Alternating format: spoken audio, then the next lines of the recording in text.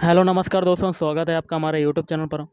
UPSC IAS का जो paper हुआ है, पेपर फर्स्ट, तो उसका हम लोग पेपर देखेंगे कि आज कैसे क्वेश्चंस आए थे। क्वेश्चन की जो आंसर बताऊंगा ये 100% सही नहीं हो सकते हैं। कुछ के आंसर अब मुझे थोड़ा सा डाउट है, आप देख सकते हैं। पहला क्वेश्चन आया था, प्राचीन भारत के इतिहास के संदर्भ में भवभूति, हस्तिमल तथा क्षेमेश्वर क्यों प्रसिद्ध थे? तो गाइस इसका आंसर हो सकता है ऑप्शन डी, दार्शनिक। एक आया था, निम्नलिखित कथनों पर विचार करना है। दो कथन दिए गए थे और उसमें से कौन सा कथन सही आपको बताना है। तो दोनों कथन ये सही हो सकते हैं। जिसमें पहला क्वेश्चन है, पहला कथन है, 1919 के मॉन्टेग्यू चेम्सफोर्ड सुधारों में 21 वर्ष से अधिक आयु की सभी महिलाओं के लिए मताधिकार की संस्तुति की गई। और दूसरा है, 1935 के गवर्नमेंट ऑफ इंडिया एक्ट में विधानमंडल में महिलाओं के लिए आरक्षित स्थानों का प्रावधान किया गया। एक और क्वेश्चन आया था, भारतीय इतिहास में 8 अगस्त 1942 के संदर्भ में निम्नलिखित कथनों में से कौन सा सही है? तो गाइस इसका आंसर हो सकता है ऑप्शन डी। क्रिप्स ने प्रस्ताव किए रखा था कि द्वितीय विश्व युद्ध समाप्त होते ही संपूर्ण डोमिनियन स्टेटस वाले भारतीय संघ की स्थापना की जाएगी। क्वेश्चन आया था, इनमें से कौन अंग्रेजी में अनुदित प्राचीन भारतीय धार्मिक गीति काव्य सॉन्ग्स फ्रॉम प्रिजन से संबद्ध है? तो गाइस इसका आंसर हो सकता है ऑप्शन डी, सरोजिनी नायडू। मध्यकालीन भारत के संदर्भ में निम्नलिखित में से कौन सा आकार की दृष्टि से आरोही क्रम में सही अनुक्रम है? आरोही क्या होता है? छोटे से बड़े। इसका हो सकता है ऑप्शन डी, परगना, सूबा, उसके बाद सरकार। इनमें से कौन सेक्रेटरी के रूप में हिंदू फीमेल स्कूल से संबद्ध थे, जो बाद में बेथयून फीमेल स्कूल के नाम से जाना जाने लगा? तो ये हो सकता है ऑप्शन है एनी बेसेंट। औपनिवेशिक भारत के संदर्भ में शाह नवाज खान, प्रेम कुमार सहगल और गुरबख्श सिंह ढिल्लो याद किए जाते हैं। तो इसका हो सकता ऑप्शन है स्वदेशी और बहिष्कार आंदोलन के नेता के रूप में। अगला क्वेश्चन पूछा गया था, भारतीय इतिहास के संदर्भ में निम्नलिखित कथनों में से कौन सा सही है? कूट का प्रयोग करके बताना। तो इसका आंसर हो सकता है दूसरा और तीसरा कथन। विजयनगर साम्राज्य से मैसूर राज्य का उदय हुआ और रुहेलखंड राज का गठन अहमद शाह दुर्रानी द्वारा अधिकृत राज्य क्षेत्र में से हुआ। निम्नलिखित कथनों में से कौन सा सही है? तो इसका हो सकता है पहला, अजंता गुफाएं बाघोरा नदी की घाटी में स्थित हैं। निम्नलिखित कथनों पर विचार करना है और कोड के माध्यम से बताना है कि कौन सा सही है। तो इसके दोनों कथन सही हो सकते हैं। जिसमें पहला है, यूनिसेफ द्वारा 21 फरवरी को अंतर्राष्ट्रीय मातृभाषा दिवस घोषित किया गया। पाकिस्तान की संविधान सभा में यह मांग रखी गई कि राष्ट्रभाषाओं में बांग्ला को भी सम्मिलित किया जाए। क्वेश्चन आया था, मुरैना के समीप स्थित 64 योगिनी मंदिर के संदर्भ में निम्नलिखित कथनों पर विचार करना है। तो इसमें से आपका क्या हो सकता है? आपको इसके माध्यम से बताना है, कोड के माध्यम से। तो दूसरा, तीसरा, चौथा हो सकता है। यह भारत में निर्मित एकमात्र वृत्ताकार मंदिर है। इसका उद्देश्य इस क्षेत्र में वैष्णव पूजा पद्धति को प्रोत्साहन देना था। और चौथा हो सकता है, इसके डिजाइन से यह लोकप्रिय धारणा बनी कि यह भारतीय संसद भवन के लिए प्रेरणा स्रोत रहा था। निम्नलिखित में से कौन सा प्राचीन नगर अपने उन्नत जल संचयन और प्रबंधन प्रणाली के लिए सुप्रसिद्ध है, जहां बांधों की श्रृंखला का निर्माण किया गया था और संबद्ध जलाशयों में नहर के माध्यम से जल को प्रवाहित किया जाता था?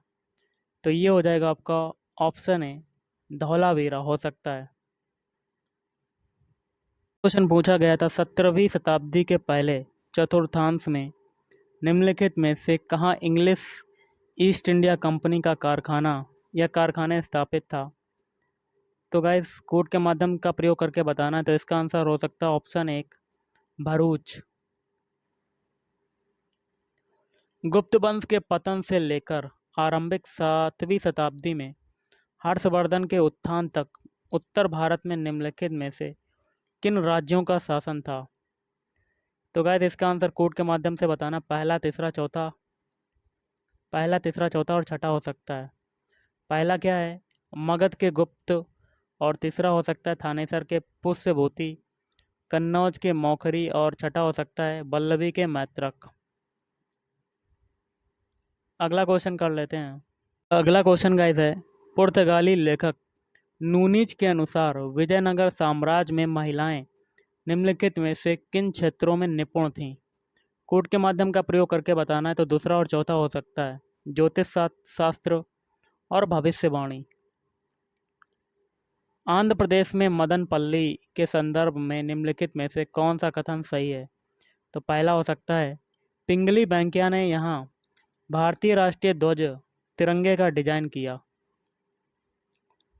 अगला क्वेश्चन देख लेते हैं क्या कहता है।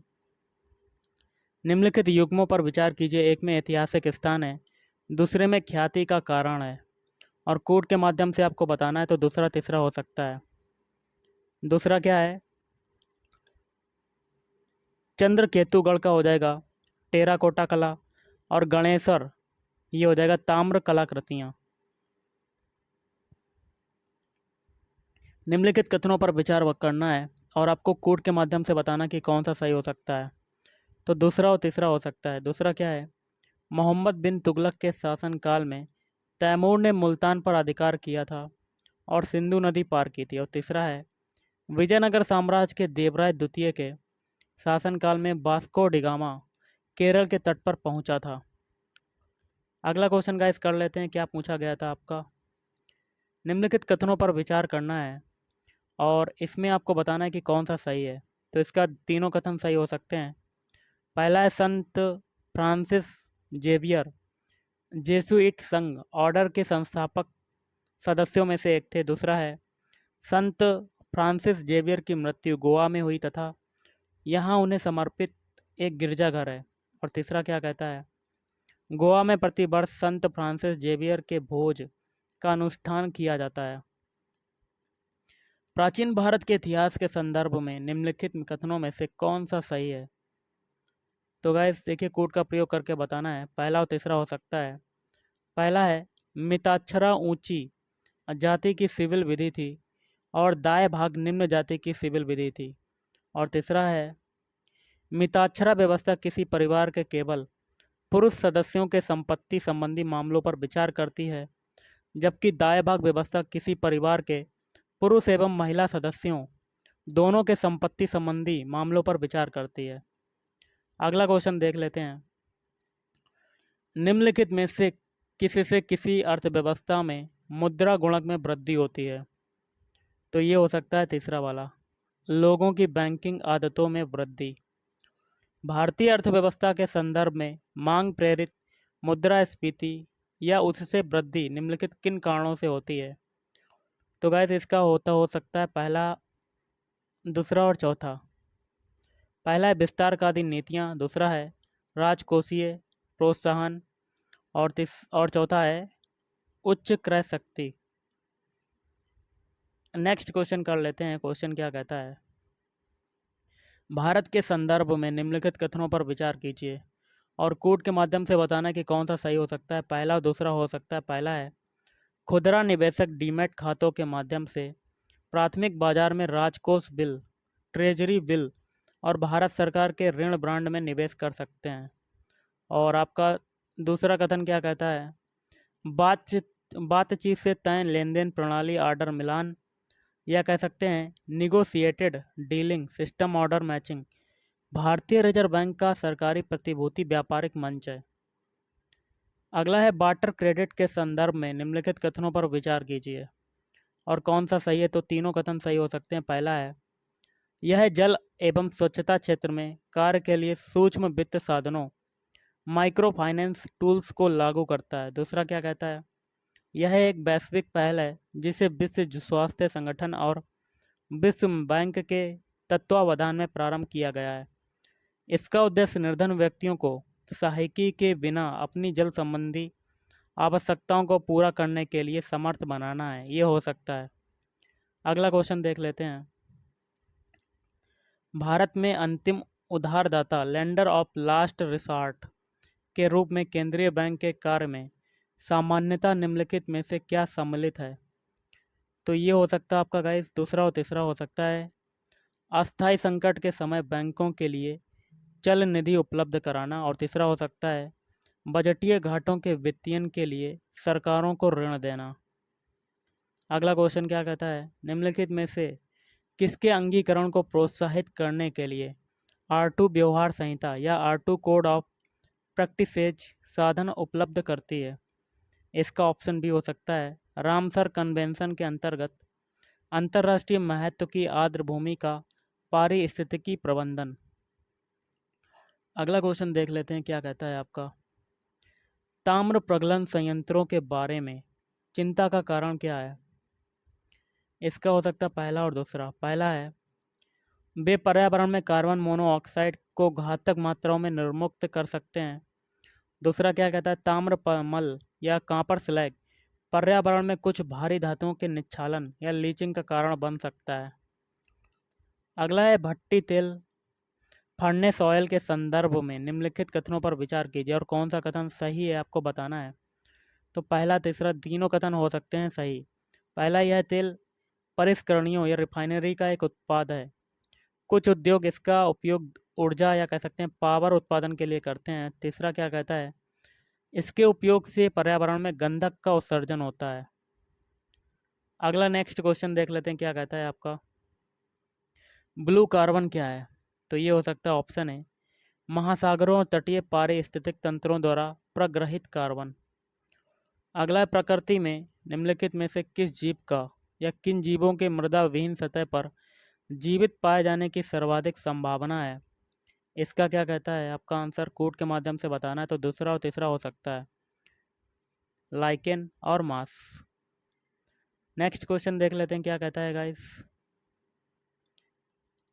निम्नलिखित कथनों पर विचार करना है और आपको बताना है कि कौन सा सही है। तो पहला और तीसरा हो सकता है। पहला है केंद्र सरकार द्वारा भारतीय रिजर्व बैंक RBI के गवर्नर की नियुक्ति की जाती है। तीसरा है RBI का गवर्नर अपना अधिकार पावर RBI अधिनियम से प्राप्त करता है। भारत में नियोजित अनियमित मजदूरों के संदर्भ में निम्नलिखित कथनों पर विचार करना है। तो देखिए इसमें से कौन सा कथन हो सकता है, पहला तीसरा तीनों हो सकते हैं।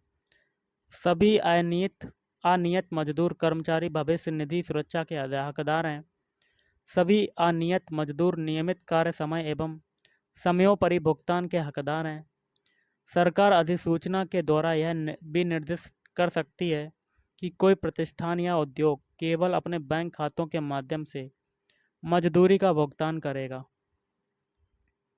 क्वेश्चन क्या कहता है, आर्थिक मंदी के समय निम्नलिखित में से कौन सा कदम उठाए जाने की सर्वाधिक संभावना है?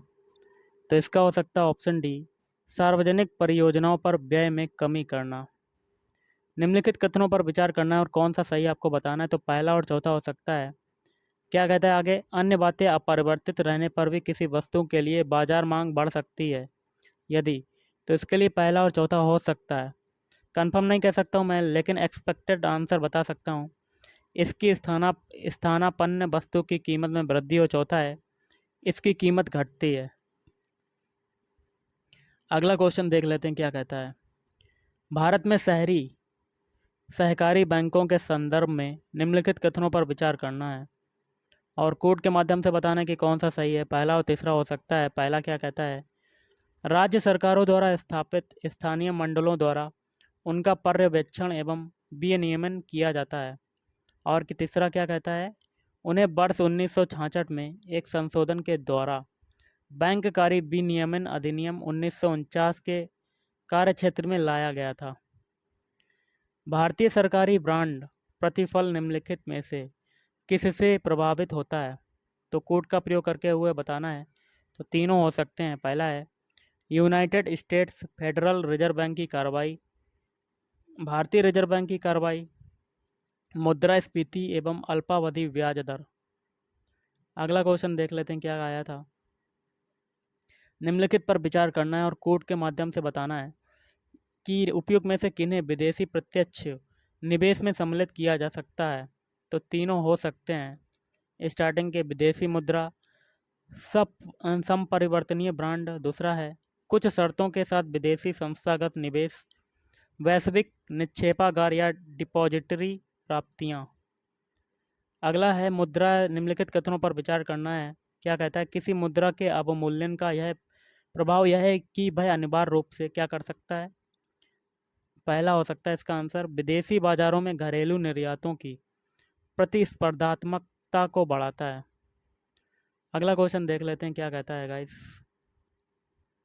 भारत में काले धन के सृजन के निम्नलिखित प्रभावों में से कौन सा भारत सरकार की चिंता का प्रमुख कारण है। इसका देखिए सी हो सकता है, राजनीतिक दलों को बड़े चंदे एवं क्षेत्रवाद का विकास। निम्नलिखित में से कौन सा अपने प्रभाव में सर्वाधिक मुद्रास्फीति कारक हो सकता है। इसका हो सकता है ऑप्शन डी, बजट घाटे के वित्तीयन के लिए नई मुद्रा का सृजन करना। क्वेश्चन कहता है, निम्नलिखित में से किसका उपयोग प्राकृतिक मच्छर प्रतिकर्षी तैयार करने में किया जाता है। तो इसका आंसर गाइस हो सकता है ऑप्शन बी, एलिफेंट घास। जीवों के निम्नलिखित प्रकारों पर विचार कीजिए और क्या कहता है, उपयुक्त में से कौन से जीव महासागरों की आहार श्रृंखलाओं में प्राथमिक उत्पादक हैं। तो दूसरा और तीसरा हो सकता है। तो दूसरा क्या है, साइनोबैक्टीरिया और डायटम। निम्नलिखित प्राणियों पर विचार कीजिए और आगे क्या कहता है, निम्नलिखित उपयुक्त में से कौन सा जीव परभक्षियों द्वारा पकड़े जाने की संभावना को कम करने के लिए स्वयं को लपेटकर अपने सुभेद अंगों की रक्षा करते हैं। तो पहला और दूसरा हो सकता है।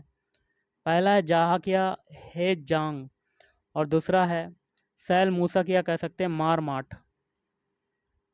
नेक्स्ट क्वेश्चन देख लेते हैं क्या कहता है, वनों पर न्यूयॉर्क घोषणा, न्यूयॉर्क डिक्लेरेशन ऑन फॉरेस्ट के संदर्भ में निम्नलिखित में से कौन सा कथन सही है। कोड के माध्यम से बताना है। तो दूसरा और पांचवा हो सकता है। इसमें वन के ह्रास को रोकने के लिए एक वैश्विक समय रेखा का समर्थन किया गया। पांचवा क्या है, भारत इसके प्रारंभ के समय हस्ताक्षरकर्ताओं में से एक था। तंत्रिका अपहास या न्यूरो नेरेटिव समस्याओं के लिए उत्तरदायी माने जाने वाले मैग्नेटाइट कण पर्यावरणीय प्रदूषकों के रूप में निम्नलिखित में से किन से उत्पन्न होते हैं। तो देखिए पांचों हो सकते हैं, मोटर गाड़ी के ब्रेक, मोटर गाड़ी के इंजन, घरों में प्रयोग होने वाले माइक्रोवेव स्टोव, बिजली संयंत्र और टेलीफोन लाइन। अगला क्वेश्चन कर लेते हैं, निम्नलिखित में से कौन सा जीव निस्यंदक भोजी या फिल्टर फीडर है। तो अष्टभुज या कह सकते हैं ऑक्टोपस। निम्नलिखित जैव भू रासायनिक चक्रों में से किसमें चट्टानों का अपक्षय चक्र में प्रवेश करने वाले पोषक तत्व के निर्मुक्त होने का मुख्य स्रोत है।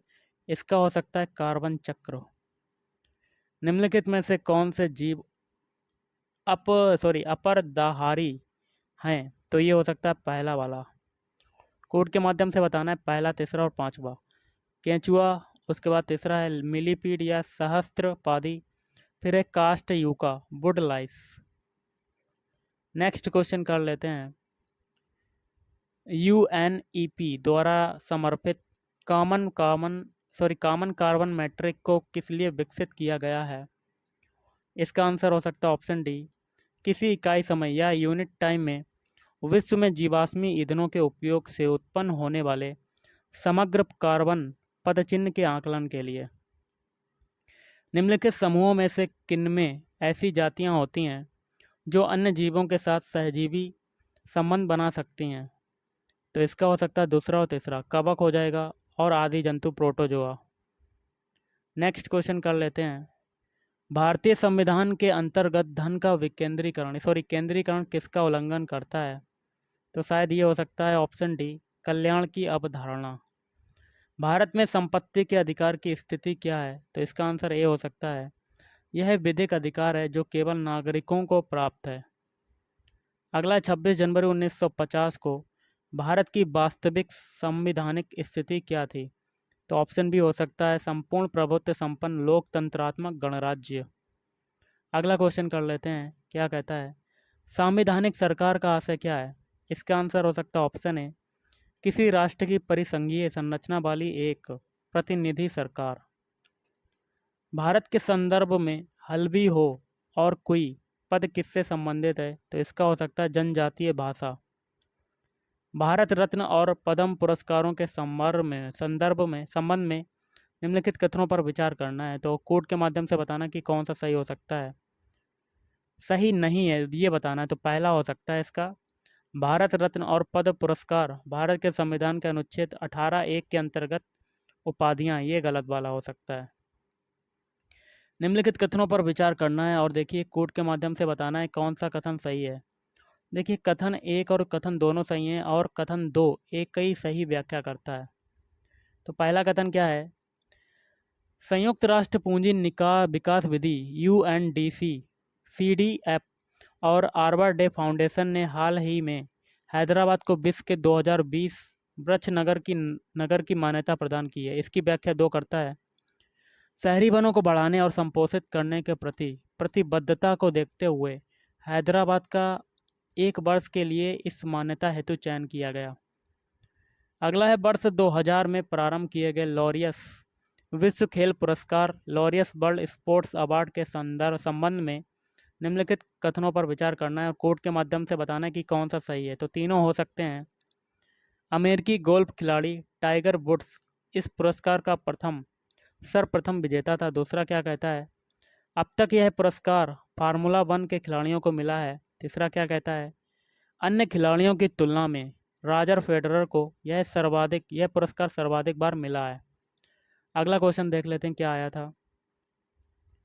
32वें ग्रीष्मकालीन ओलंपिक के संदर्भ में निम्नलिखित कथनों पर विचार करना है और कोड के माध्यम से बताना है कि कौन सा सही है। तो दोनों आपके कथन शायद गलत हो सकते हैं। ओके गाइस, ना तो एक और ना ही दूसरा।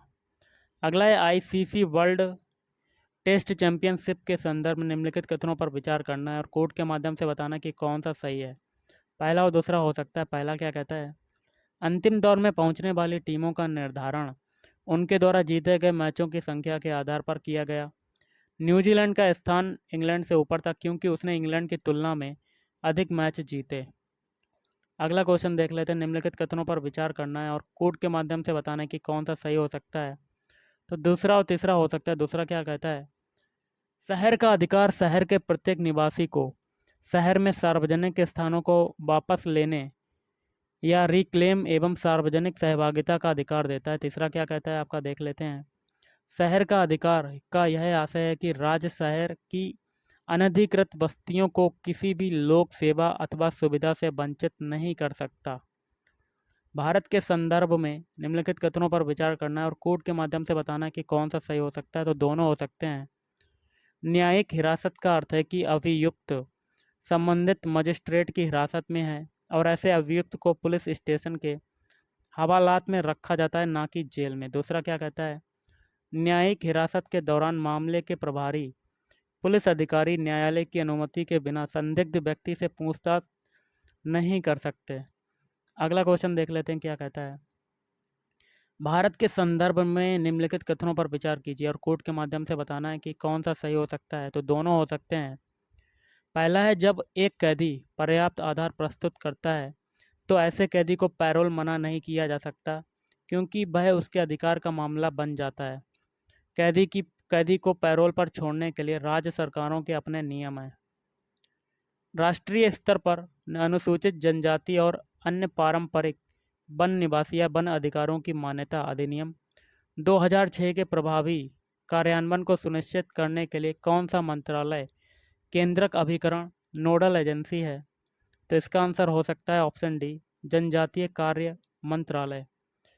कानून को लागू करने के मामले में कोई विधान जो किसी कार्यपालक अथवा प्रशासनिक अधिकारी को अनिर्देशित एवं अनियंत्रित विवेकाधिकार देता है, भारत के संविधान के निम्नलिखित अनुच्छेदों में से किसका उल्लंघन करता है? इसका हो सकता है अनुच्छेद 32। कंफर्म नहीं कह सकता लेकिन इसका ऑप्शन सी हो सकता है। अगला देख लेते हैं क्या कहता है। भारतीय राज्य व्यवस्था में निम्नलिखित में से कौन सी अनिवार्य विशेषता है जो यह दर्शाती है कि उसका स्वरूप संघीय है? इसका गाइस आंसर हो सकता है संघ की विधायिका में संगठक इकाइयों के निर्वाचित प्रतिनिधि होते हैं। निम्नलिखित में से कौन सा राज्य शब्द को सर्वोत्तम रूप से परिभाषित करता है? तो गाइस इसका आंसर हो सकता है ऑप्शन बी, एक निश्चित भूभाग के राजनीतिक रूप से संगठित लोग जो स्वयं पर शासन करने, कानून एवं व्यवस्था को बनाए रखने, अपने नैसर्गिक अधिकारों की रक्षा करने तथा अपनी जीविका के साधनों को सुरक्षित रखने का अधिकार रखते हैं। अगला क्वेश्चन देख लेते हैं क्या कहता है। भारतीय न्यायपालिका के संदर्भ में निम्नलिखित कथनों पर विचार कीजिए और कोड के माध्यम से बताना कि कौन सा सही हो सकता है। तो इसका आंसर दूसरा वाला हो सकता है। भारत में किसी भी उच्च न्यायालय को अपने निर्णय के पुनर्विलोकन की शक्ति प्राप्त है, जैसा कि उच्चतम न्यायालय के पास है। भारत के संदर्भ में निम्नलिखित कथनों पर विचार करना है और कोड के माध्यम से बताना कि कौन सा सही है। तो इसका दूसरा हो सकता है, जो व्यक्ति जन्म से नागरिक हो केवल वही राष्ट्राध्यक्ष बन सकता है। निम्नलिखित में से कौन सा कारक किसी उदार लोकतंत्र में स्वतंत्रता की सर्वोत्तम सुरक्षा को नियत करता है? इसका ऑप्शन डी हो सकता है, शक्तियों का पृथक्करण। क्वेश्चन क्या कहता है, सवाना की वनस्पति में बिखरे हुए छोटे वृक्षों के साथ घास के मैदान होते हैं, किंतु विस्तृत क्षेत्र में कोई वृक्ष नहीं होते। ऐसे क्षेत्रों में वन विकास सामान्यतः एक या एकाधिक या कुछ परिस्थितियों के संयोजन के द्वारा नियंत्रित होता है। ऐसी परिस्थितियां निम्नलिखित में से कौन सी हैं? देखिएगा, इस कोड के माध्यम से बताना है तो पहला, तीसरा और पांचवा हो सकता है। पहला है बिलकारी प्राणी और दीमक। तीसरा है चरने भाले तृणभक्षी प्राणी हर्बीवोर्स। तो मृदा के गुण। अगला क्वेश्चन है, पृथ्वी ग्रह पर जल के संदर्भ में निम्नलिखित कथनों पर विचार कीजिए और कौन सा सही आपको बताना। तो दोनों हो सकते हैं। पहला है नदियों और झीलों में जल की मात्रा भूजल की मात्रा से अधिक है। दूसरा क्या कहता है, ध्रुवीय हिमच्छद और हिमनदों में जल की मात्रा भूजल की मात्रा से अधिक है। अगला क्वेश्चन देख लेते हैं क्या कहता है। निम्नलिखित कथनों पर विचार करना है और कोड के माध्यम से बताना है कि कौन सा सही हो सकता है। पहला, तीसरा और चौथा हो सकता है। पहला क्या है, मोरिंगा सहजन वृक्ष एक फलीदार सदापर्णी वृक्ष है। दूसरा क्या कहता है, इमली का पेड़। ये नहीं हो सकता गाइस, इसका आंसर तीसरा और चौथा। भारत में अधिकांश इमली लघु वनोत्पाद के रूप में संग्रहित की जाती है। और चौथा है भारत इमली और मोरिंगा के बीज निर्यात करता है। भारत में काली कपास मृदा की रचना निम्नलिखित में से किसके अपक्षयण से हुई है? तो ये ऑप्शन बी हो सकता है, बिदरी या फिसर ज्वालामुखी ये चट्टान। अगला क्वेश्चन है, पुनर्संयोजित रिकॉम्बिनेंट वेक्टर वैक्सीन से संबंधित हाल के विकास के संदर्भ में निम्नलिखित कथनों पर विचार कीजिए और कोड के माध्यम से बताने कि कौन सा सही है। तो पहला और दूसरा दोनों हो सकते हैं। इन वैक्सीनों के विकास में आनुवंशिक इंजीनियरिंग का प्रयोग किया जाता है। दूसरा क्या है, जीवाणुओं और विषाणुओं का प्रयोग रोग वाहक के रूप में किया जाता है। आनुवंशिक रोगों के संदर्भ में निम्नलिखित कथनों पर विचार करना और कौन सा सही है तो आपको बताना। तो पहला हो सकता है, अंडों के अंतःपात्र इन विट्रो निषेचन से या तो पहले या बाद में सूत्रकणिका प्रतिस्थापन चिकित्सा द्वारा सूत्रकणिका रोगों को माता पिता से संतान में जाने से रोका जा सकता है। बालगार्ड या बालगार्ड फर्स्ट और बालगार्ड 2 प्रौद्योगिकियों का उल्लेख किसके संदर्भ में किया जाता है? तो ऑप्शन बी हो सकता है, आनुवंशिक रूप से रूपांतरित फसली पादपों का विकास। अगला नेक्स्ट क्वेश्चन देख लेते हैं, किसी प्रेशर कुकर में जिस तापमान पर खाद्य पकाए जाते हैं वह मुख्यतः निम्नलिखित में से किन पर निर्भर करता है? तो कोड के माध्यम से बताना है तो दूसरा और तीसरा हो सकता है। दूसरा क्या कहता है, ज्वाला का तापमान और ढक्कन का भार। निम्नलिखित पर विचार करना है और वो कहता है उपयुक्त में से किन्हें कृत्रिम या संश्लेषित माध्यम में संवर्धित किया जा सकता है? तो जीवाणु और विषाणु हो सकता है। निम्नलिखित कथनों पर विचार करना है कौन सा सही है? तो ये दूसरा वाला हो सकता है कथन। कभी कभी सामान्य जुकाम एडिनो वायरस के कारण होता है, जबकि एड्स HIV/एस या रेट्रो वायरस के कारण होता है। अगला है स्थायी कृषि परमाकल्चर पारंपरिक रासायनिक कृषि से किस तरह भिन्न है? तो देखिए कोड के माध्यम से बताना है कि कौन सा सही उत्तर है। तो पहला, दूसरा और चौथा हो सकता है। पहला है स्थायी कृषि एक धान्य कृषि पद्धति को हतोत्साहित करता है, किंतु पारंपरिक रासायनिक कृषि में एक धान्य कृषि पद्धति की प्रधानता है। दूसरा क्या कहता है, पारंपरिक रासायनिक कृषि के कारण मृदा की लवणता में वृद्धि हो सकती है, किंतु इस तरह की परिघटना स्थायी कृषि में दृष्टिगोचर नहीं होती है। और चौथा कहता है, मल्च बनाने या मल्चिंग की प्रथा स्थायी कृषि में काफ़ी महत्वपूर्ण है, किंतु पारंपरिक रासायनिक कृषि में ऐसी प्रथा आवश्यक नहीं है। अगला है ताड़ तेल।